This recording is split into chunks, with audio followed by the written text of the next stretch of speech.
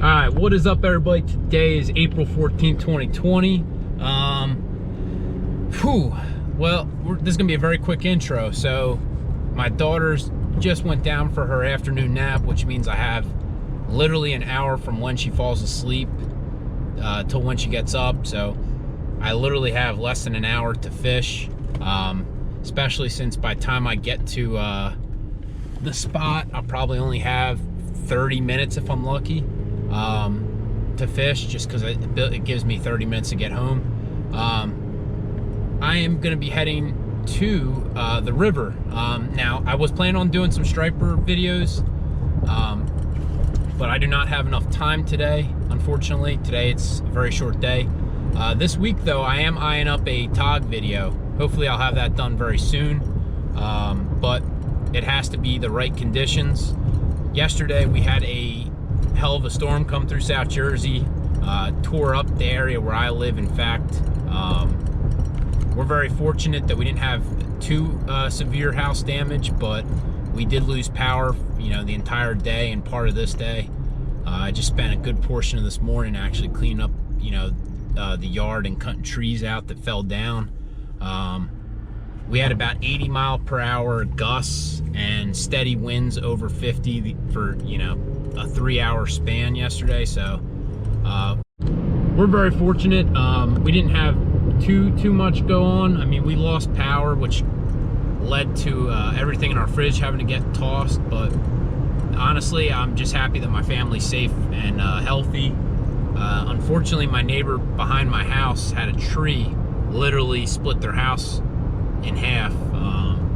Really big pine tree that just from their yard fell right down it, but which is a sin, but nobody was hurt, thank God. But so back to the fishing. So I do have some grass shrimp that I just caught, some minnows, and some night crawlers from my fridge. I'm hoping we can see some, you know, bigger perch up the river. The tide right now is just about high, according to my app on my phone. So we'll see how that goes. We'll see if fishing gets a little bit better with the higher tide, but stay tuned. All right, so we just got to the first spot. I'm gonna put the rod holders in. Oh, there we go. All right, bait up the triple hook rig with some worms. I actually had these bloodworms frozen from years ago, so we'll see if frozen bloodworms work just as good. Who knows? I've actually never used them like this before, but figure today's a perfect day to try it. These are about a year old, so we'll see if they still got a little bit of scent on them.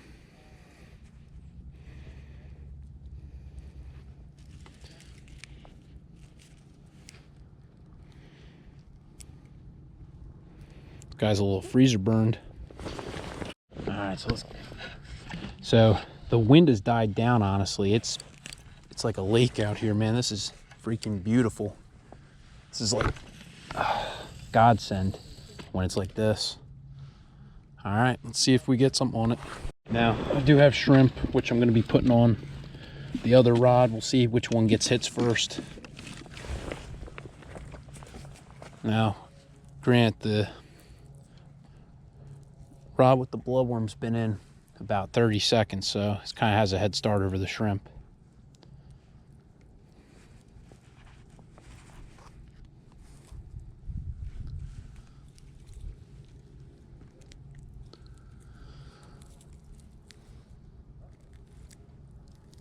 All right, let's get this bad boy out there.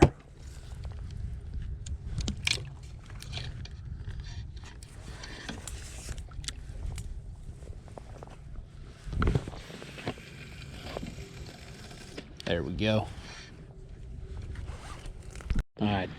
Also wanted to shout out Johnny V from Tackle Direct. Hooked it up with some new reels. I've been in need of new reels. I mean, the last reel I bought was a couple years ago, and I mean, I've been putting them through hell and back recently, so I figured it was time to get, you know, a little bit of an upgrade. There's just Shimano Sedonas, so they're not. Oh, there's a hit right there. There's a hit on the grass shrimp. There we go, first fish. Let's go. Let me tighten the drag. Damn. First fish was on a grass shrimp. Got a little bit of a head shake. It might be a striper, the way it's running. Yep. Striper with a diaper, baby. Let's go. That's a great way to start the day. Now, if you follow NJ Wildlife, the game wardens busted two guys in Atlantic City who kept 66 of these undersized stripers last week. And they fined them over $12,000 each, but to me that's not enough, man. They're killing, you know, this industry of fish by doing that. We're gonna let this guy go. Shout out Johnny, man. That first fish on the new Sedona was a striper, man. Thank you, brother. But like I was saying, if you see someone, you know, legally keeping fish, I'm not saying you gotta go rat them out, but maybe say something. I've said something to people before. It's one thing, I've confronted a guy who was keeping a legal tog once, and he was trying to tell me that he was keeping them to feed his family. But somebody who keeps 66 small stripers isn't feeding their family with that. Let's go, another fish. This one's on bloodworm though. Let's freaking go. We've only been here 2 minutes, and that's a white perch. All right, 2 species, man. 2 species. Let's see if we can't get a grand slam today in this 30-minute window. Beautiful little white perch. All right, we're gonna let this white perch go. And off he goes. So, what's that tell me? The freeze-dried bloodworms do work. So, if you have bloodworms that are about to go bad, don't throw them away. Be like me and just freeze them. I mean, I bought these over a year ago when I was kingfishing, and I ended up not being able to use them all, and they were about to go bad. And you know, you guys who fish with bloodworms know how quick they go. So I figured, you know what, let me freeze them for a rainy day. And man, I'm glad I did, because just caught a white perch on it. Now let's get the bloodworm back out there.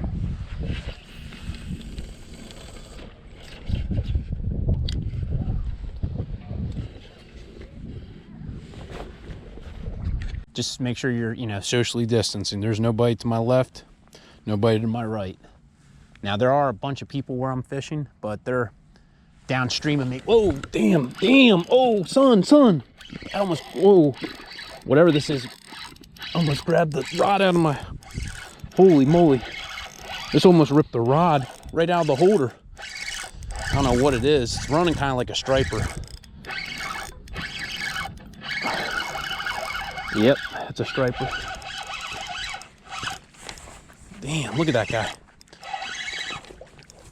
That's a bigger one.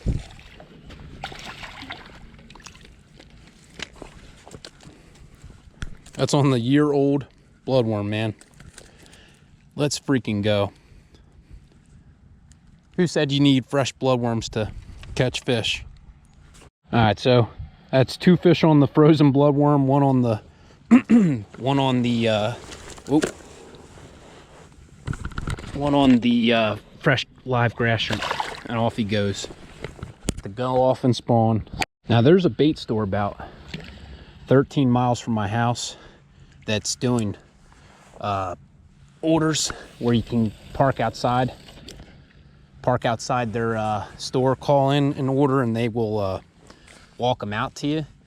But if you have kids, you know exactly how tough it is to get out of your house, especially young kids. I mean, my daughter's 10 months, April 1st, so, you know, she's on a set schedule, and, you know, she's only up for 3-hour spurts during the day, and I don't want to waste any of those 3 hours dragging her along to go buy bait, you know what I mean? Oh man, look at that. That was almost instantaneous, getting a hit on the bloodworm again.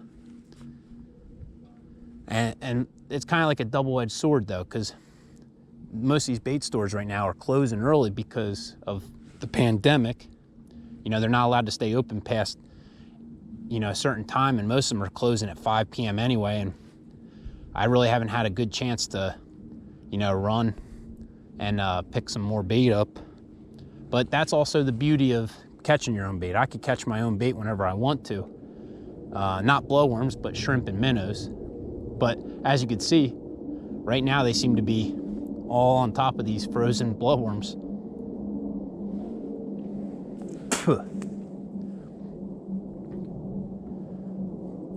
I will tell you this, man, anybody who watches this wants $1 million idea. They gotta start a bait delivery service. Just like, oh, fish on, let's go. Just like, you know how there's DoorDash for food? You know, maybe they call it Bait Dash or something like that. Let's go. Fourth fish of the day is a baby striper, man. All on the frozen bloodworms. But anybody wants to partner up for that app, man, I'm telling you, look, that is a tiny striper. Let's let this guy go. There he goes, off the spawn. I'm telling you, I think the bait delivery service app could be a hit, man, because I can't tell you how many times I've been to a spot, started getting into fish, and I start running low on bait. And the worst feeling in the world is when you run low on bait and you have to leave the bite. Now, I would start up something like that, but I'm not in this, you know, to make money.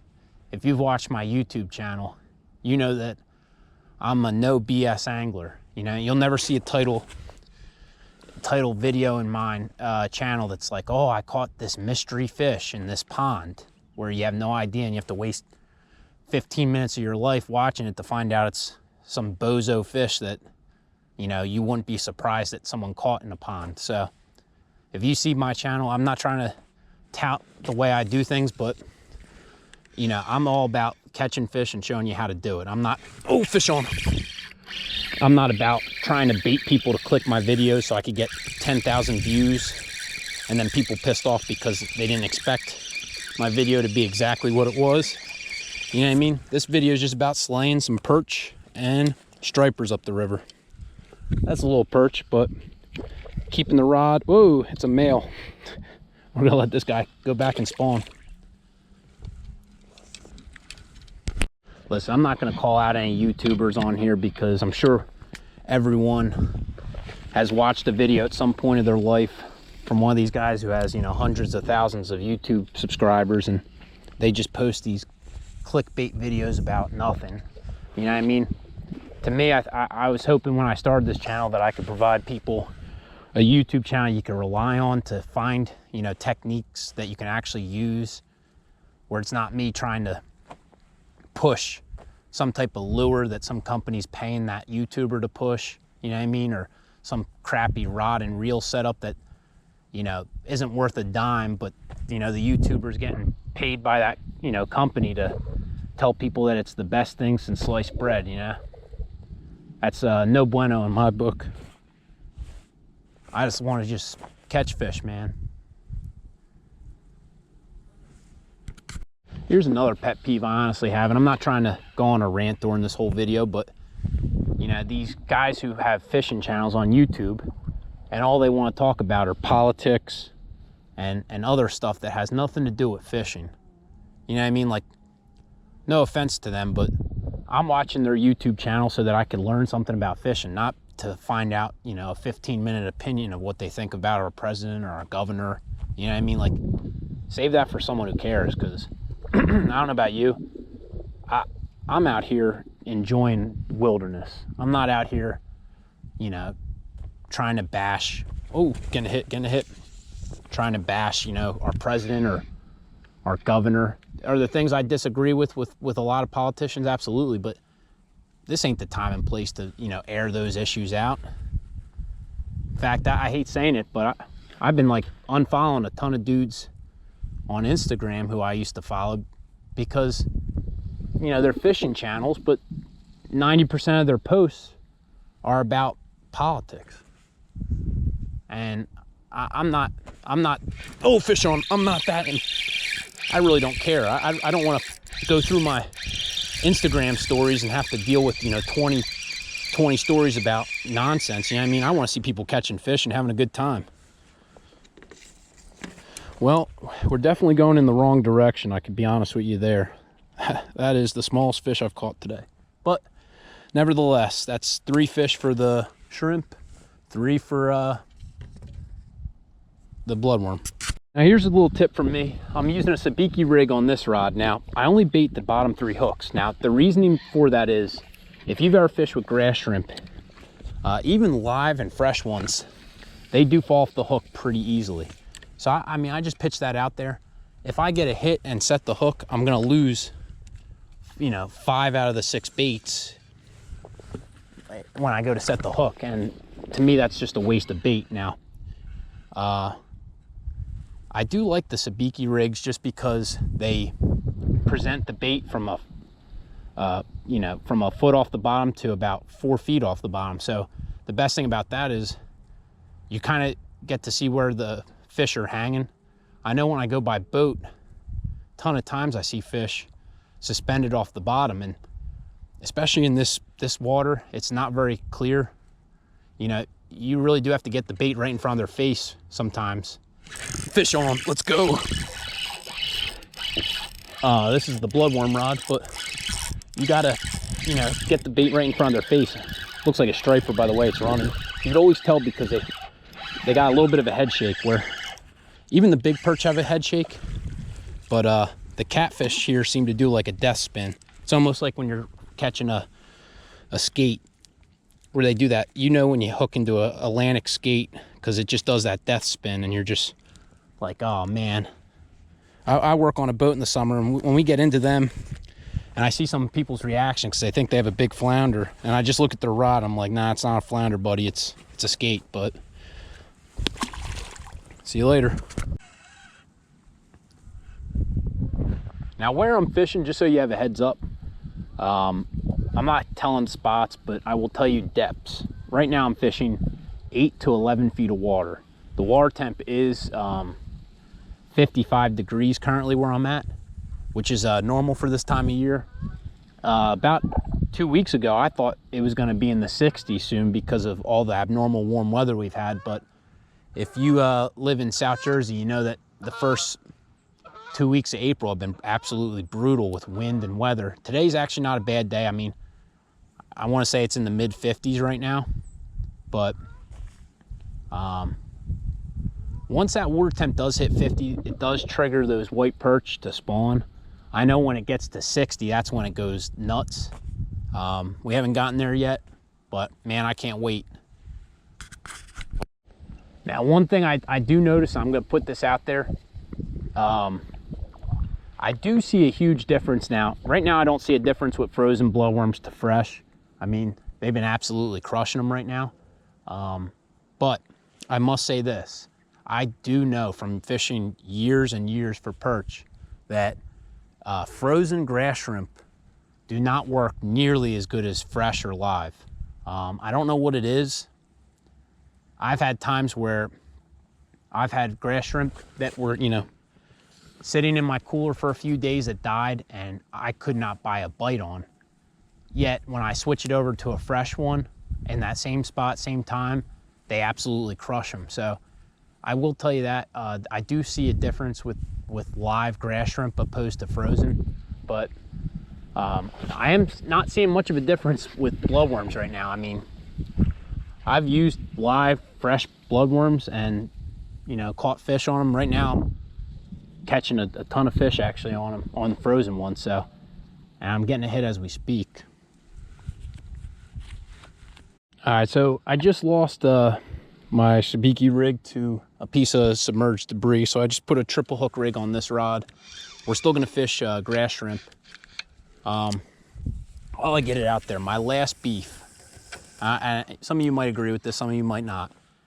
I do watch a lot of YouTube at night. You know, I always love learning new techniques and stuff, but you know, some of the guys I used to love watching their YouTube channels, I mean, are absolutely killing me recently. These guys that used to be, you know, nobodies, you know, had less than 1,000 subscribers, someone like me, they now have, you know, over 100,000 subscribers, and they're doing these videos on, you know, $30 Walmart challenge.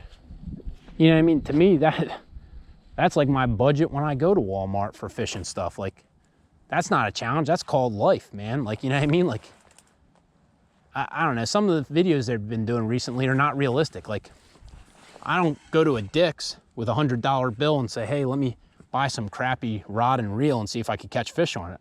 I know I could catch fish on. It don't matter what rod or reel I'm using, you know what I mean? Some of these guys have kind of gone away from their you know, roots, if you will. And it kind of kills me because it's like, these are guys I used to love watching. And, you know, their YouTube channels kind of suck now because they're just all these, you know, weird challenges that don't apply to, you know, maybe less than 1% of the population. Oh, now, I was watching, oh man, missed him. But I'm not going to edit that out, you know what I mean? I see some of these guys where some of their videos is all they are doing is setting they're like 100% for hook sets, which if you're a fisherman, you know for a fact that's unrealistic. You know, I've probably missed 2 or 3 fish so far, even lost a rig. But yeah, I don't know, man. I hope that there's a change. You know, some of these people, I watch their YouTube channels and, you know, the you know, title of their video is so misleading. I read one that was like, caught fish on, I'm only using a knife. And then like you watch the video because you're like, well, I wonder how this guy's gonna catch fish with just a knife. And then you see, you know, 18 minutes into the video, he goes, well, I'm gonna use this set of hooks and this, you know, spool of line and, you know, this. And I'm like, come on, man, like that's not a knife. That's using regular fishing equipment. Let's go fish on. You know what I mean? That'd be like me making the title of this video, catching fish with my hands. And then, you know, 5 minutes into the video, I say, well, I have this rod too that I'm gonna use. So technically I am using my hands. Let's go, 3rd species of the day.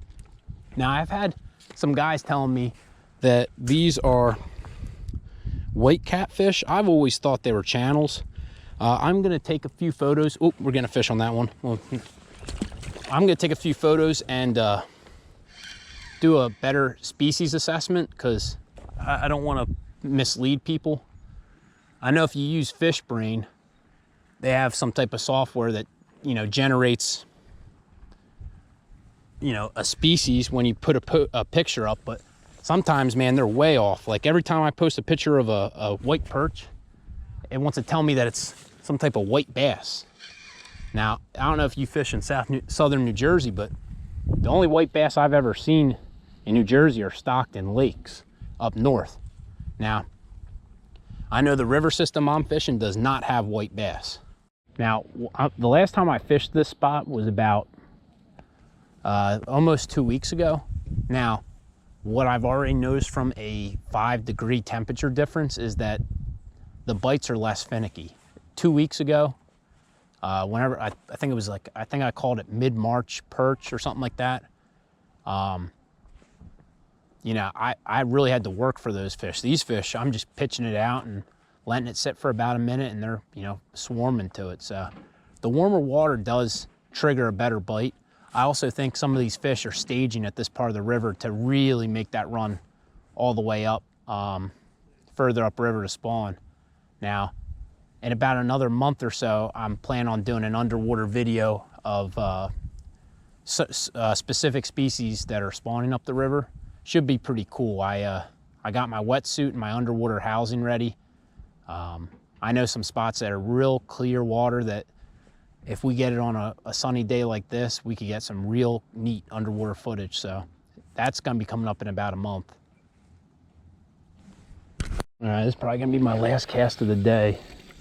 Want to make sure I'm home on time. It's kind of tough when the fish are biting like this, but I'm just blessed I got to get out on this nice day and catch, you know, a handful of fish.